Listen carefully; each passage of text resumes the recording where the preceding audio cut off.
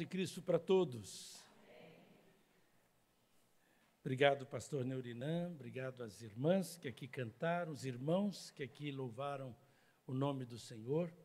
Agradecemos aos irmãos, ao irmão e à irmã, irmão Oséias, irmã Simone, que estão trabalhando na introdução, os irmãos que estão no som, na mídia, a todos a nossa gratidão. Agradecemos a vida daqueles que têm generosamente contribuído para o sustento da obra do Senhor aqui, por aqueles que têm orado, e pedimos que os irmãos continuem orando pelos enfermos da igreja, orando também pelo batismo que nós teremos no primeiro domingo de maio.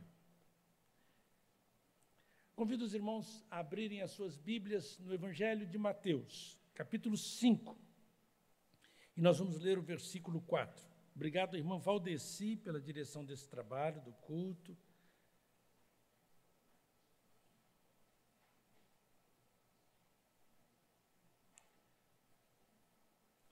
Evangelho de Mateus, capítulo 5, versículo 4. O Senhor Jesus Cristo disse: bem-aventurados os que choram, porque eles serão consolados. Vamos repetir juntos? Bem-aventurados os que choram, porque eles serão consolados. Neste versículo bíblico, nós temos essa palavra bem-aventurados, temos o verbo chorar e temos o verbo consolar. Então, nós temos a primeira palavra nesse texto que merece a nossa consideração, é esta traduzida por bem-aventurados. O sentido dela é felizes ou abençoados. Neste texto de Mateus, nós encontramos várias vezes Jesus insistindo neste tema. No Novo Testamento, nós encontramos a ocorrência desta palavra mais vezes do que no Antigo Testamento. Quando lemos a Bíblia, então, nós descobrimos que Deus, Ele quer nos ver felizes, abençoados e não amaldiçoados. E não infelizes. Mas a grande pergunta é: como eu posso ser feliz? Como eu posso ser abençoado? E Jesus, então, através do seu ensino, através da sua vida, Ele nos mostra o caminho da felicidade. Não é o caminho do mundo, não é a proposta do mundo. É a proposta de Deus, é a proposta da sua palavra. Então, você que está aqui nesta noite, você que está ouvindo participando desse culto online, talvez hoje você esteja triste, infeliz, se sinta amaldiçoado. Talvez você, quando olha para a sua vida, sua história, sua família, você se considere uma pessoa infeliz, amaldiçoada. Mas eu gostaria de dizer para você nesta noite que isso pode mudar hoje. Basta você ouvir Jesus, procurar entender a palavra dele e colocá-la em prática, aplicá-la à sua vida. E se você fizer isso, a Bíblia nos ensina, nos diz que nós seremos felizes, seremos abençoados se seguirmos as instruções do Senhor. E é verdade. Quem é que pode ser feliz se não roubar? Infeliz é o que rouba. Quem é que pode ser feliz adulterando? Infeliz é o que adultera. Quem é que pode ser feliz matando? Feliz é o que mata. A palavra do Senhor é luz para o nosso caminho. Quem é que pode ser feliz odiando? É amando que a gente é feliz. É isso que a Bíblia nos ensina, que Jesus nos ensina. É perdoando que somos felizes e não procurando a vingança. Então, quando nós estudamos a palavra de Deus, os conselhos de Deus, nós descobrimos o caminho da felicidade, o caminho da bênção. Jesus está sempre nos surpreendendo. E hoje ele nos surpreende mais uma vez com esta palavra. Porque ele diz, felizes são os que choram. Quem é que poderia imaginar isso? Dizer isso? Parece contraditório, parece paradoxal. E é paradoxal. Mas esse paradoxo, ao invés destas declarações se excluírem mutuamente, elas se realizam, elas se completam. Então, aquilo que soa paradoxo, de uma hora para outra, traz mais vida, mais profundidade naquilo que Jesus quer nos ensinar. Uma outra coisa que nós gostaríamos de observar sobre esse texto é que este versículo não deve ser entendido fora do seu contexto. Antes desse versículo, Jesus Cristo disse, felizes os pobres. E agora ele diz, felizes os que choram. Nós precisamos de entender felizes os que choram como o segundo degrau desta escada que Jesus está propondo para nós subirmos, ascendermos. Então, o primeiro degrau é a consciência da nossa pobreza, da nossa falência moral, espiritual, humana. O segundo degrau é a consciência não apenas teórica, não apenas verbal, não apenas cognitiva, mas uma consciência que seja emocional. Há pessoas que dizem assim, eu sei que eu errei, mas elas não só dizem de boca, de lábios, não têm uma dimensão emocional, elas não estão tristes porque erraram, elas não sentem tristeza, vergonha do erro, vergonha de ter feito a coisa errada, a escolha errada, ter dito a palavra errada, ter agido ou reagido de maneira errada. Jesus está dizendo que nós precisamos ter não apenas uma consciência cognitiva, teórica, do nosso fracasso, da nossa pobreza espiritual, mas nós precisamos de ter uma consciência emocional. Emocional. Isso é muito importante, essa consciência emocional. Eu não sei se você, em casa, se na sua vida, se você tem consciência emocional, se você sente tristeza pelos seus erros. Ou se você é aquela pessoa que diz, eu erro, mas todo mundo erra. Essa não é a consciência que Jesus está falando. Nós não somos felizes com essa consciência. Jesus nos ensina que feliz é a pessoa que tem consciência não apenas cognitiva, não apenas de lábios, não apenas exterior, mas interior, emocional, das suas misérias, dos seus fracassos, dos seus erros. E ele promete que esses que assim choram por causa dos seus fracassos, eles serão consolados. No tempo e na eternidade. Antes de prosseguirmos no mergulho desse texto, queríamos também sublinhar que Jesus está falando isto com base na sua própria experiência. O que nós queremos dizer com isso? Que Jesus, de acordo com a Bíblia, ele foi uma pessoa que expressou não apenas o seu pensamento, a sua dor, em nível cognitivo, mas também em nível afetivo, emocional. A Bíblia nos diz, pelo menos em 3 textos, que Jesus chorou. Pelo menos em 3 textos. O primeiro texto está no Evangelho de João, no capítulo 11. Diz-nos o texto bíblico que é o menor versículo da Bíblia, que Jesus chorou. Jesus chorou. É no versículo da Bíblia. Jesus chorou.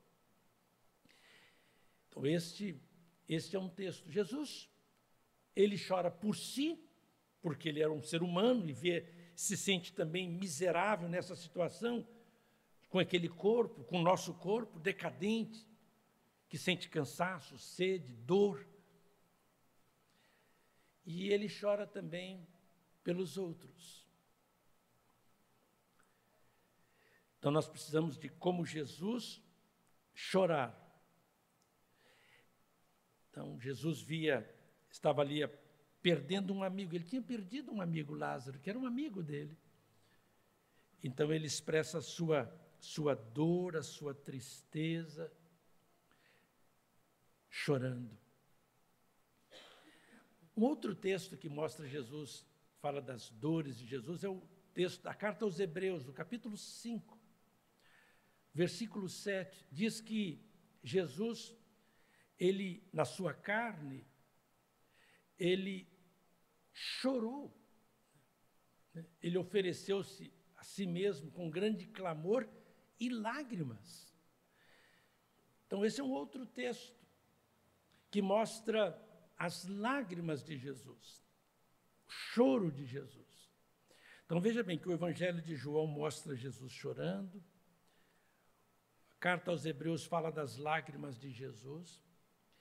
Em Lucas, no capítulo 19, nós encontramos um outro texto que fala do choro do nosso Senhor Jesus Cristo. Ele está chegando em Jerusalém e diz-nos o texto bíblico que quando ele viu Jerusalém perdida, desorientada, sem esperança, diz-nos o texto bíblico que Jesus chorou, capítulo 19, versículo 41. Então ele chora diante de Jerusalém, né? Vendo a cidade, chorou sobre ela, porque percebia que a cidade estava fazendo escolhas erradas.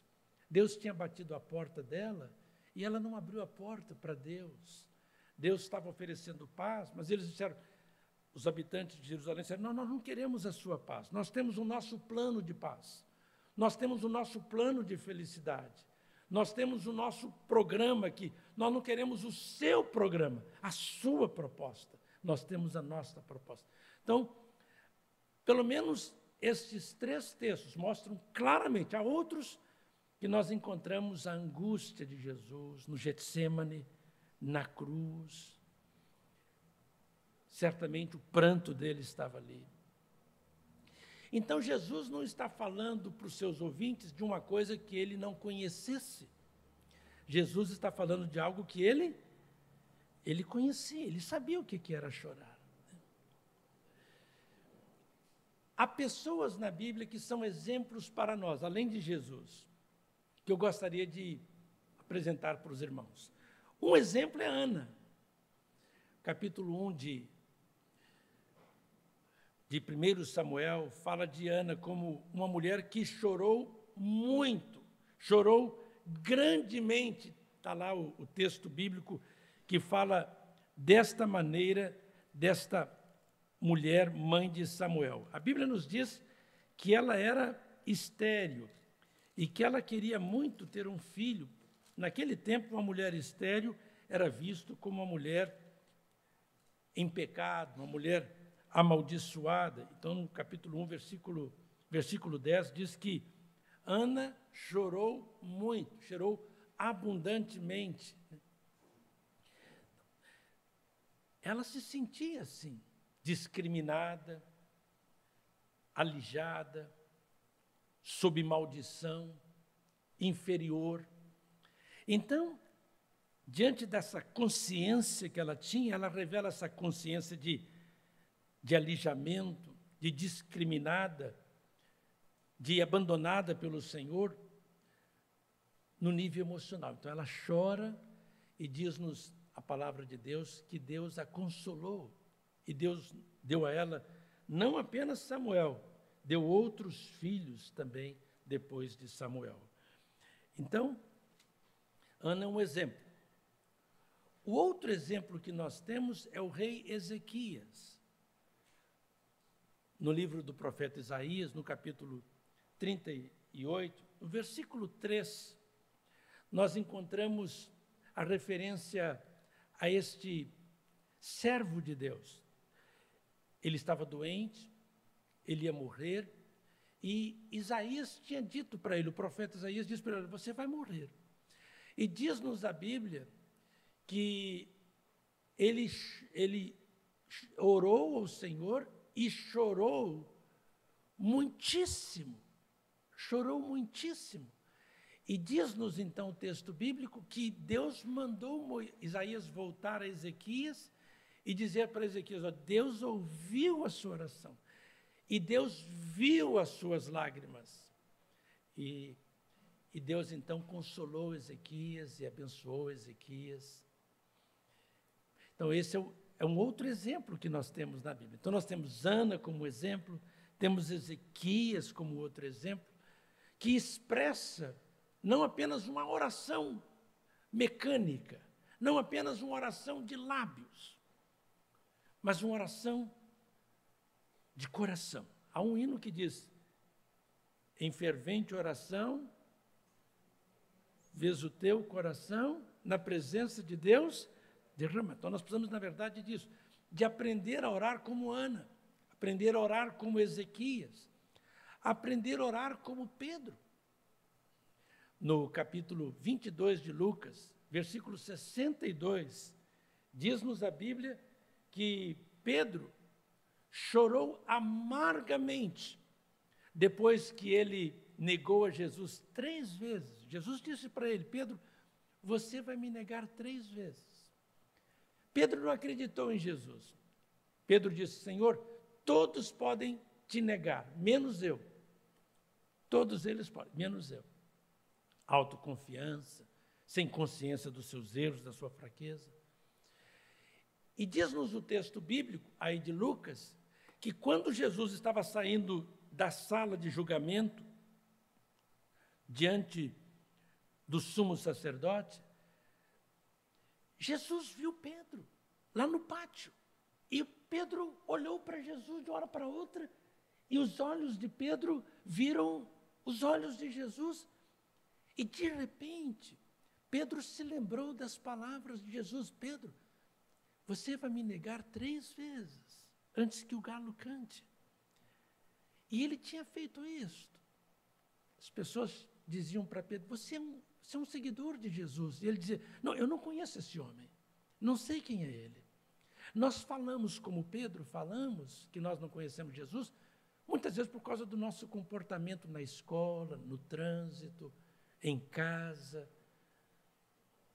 Nós falamos isto. Não conheço ele, não. Não conheço o plano dele. Não conheço a proposta dele. Eu conheço a minha proposta. Eu conheço a proposta dos meus amigos. Eu conheço a proposta do mundo. Então nós precisamos de aprender a ter consciência dos nossos erros, como Pedro, e como os outros personagens que já citamos aqui, Ana. Senhor, eu me sinto sem a tua bênção. Preciso da tua bênção. Quero senti-la em mim. Quero a cura. Quero a mudança. E diz-nos a Bíblia que não apenas Ana e Ezequias foram consolados, Pedro foi consolado. Quando Jesus ressuscitou, Jesus foi atrás de Pedro e disse para Pedro, Pedro, apacenta as minhas ovelhas, cuida das minhas ovelhas, Pedro. Você está perdoado, Pedro. Vamos, olha para frente, levanta a cabeça, Pedro. No livro dos Salmos, Salmo 119, versículo 136, o salmista disse que os seus olhos são torrentes, correntes, rios de águas que correm porque as pessoas não guardam a lei do Senhor. Então, o que ele está nos ensinando? O que Jesus nos ensina com o seu choro? O que a Bíblia nos ensina? Que nós precisamos aprender a chorar pelos nossos erros e precisamos aprender a chorar pelos erros dos outros. Eu preciso aprender a chorar em casa pelos meus erros e preciso aprender a chorar pelos erros das pessoas da minha casa. pelas pessoas da igreja, pelas pessoas do Brasil, do mundo inteiro. Chorar por mim, pelos meus erros, e chorar também pelos erros, não rir, não achar bom. O salmista diz: rios de águas correm dos meus olhos, porque as pessoas não guardam a tua lei, não observam a tua lei, não vivem de acordo com a tua lei. Que triste. Então você tem um filho, uma filha, um neto, uma neta, um cônjuge, um amigo, uma pessoa da igreja que não está guardando a palavra do Senhor, não está vivendo. Então, vamos não apenas reconhecer isso, mas vamos revelar isso para Deus com as nossas lágrimas, com as nossas lágrimas. Salmo 56 tem um outro versículo muito precioso que vale a pena lermos, destacarmos, que fala que o Senhor, versículo 10, versículo 8, digo. Então, Salmos 56, versículo 8, diz: contaste os meus passos, as minhas vagueações, pois põe as minhas lágrimas no teu odre, e não estão elas escritas no teu livro? Então, o que o salmista está dizendo? Bem, Senhor, tu sabes os meus caminhos, por onde eu tenho caminhado, estrada de dor, um vale de lágrimas. Tu sabes disso, tu conheces. E tu recolheste ao longo da minha peregrinação as minhas lágrimas, e tu guardaste as minhas lágrimas no teu odre.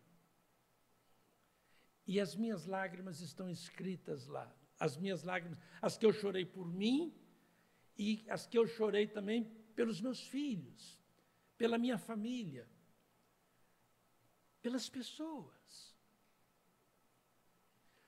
Eu gostaria de perguntar a você que está aqui, que está ouvindo, participando desse culto em casa, se quando você chegar no céu e você bater lá, e Deus abrir a porta para você, e Deus pergunta: deixa eu encontrar aqui o seu odre. Se eu ver o seu odre aqui, está escrito aqui Washington aqui. Ué, não tem. Tem de Maria, tem de Ana, tem de Pedro, tem de Davi, tem de Ezequiel. Cadê o seu? Não tem lágrimas, não tem odres aqui seu. O que aconteceu? Você nunca derramou uma lágrima por você mesmo? Você nunca chorou diante de mim, implorando em favor do seu cônjuge, do seu filho, da sua filha? Cadê a lágrima? Cadê a lágrima? Cadê o odre aqui? Não tem. Tem de Paulo, tem até do meu filho Jesus, quando ele esteve na terra, o odre aqui, ó, escrito, Jesus está aqui. Cadê o seu odre? Cadê o seu odre? No livro do Apocalipse, no capítulo 7 e no capítulo 24, o Senhor promete uma coisa maravilhosa.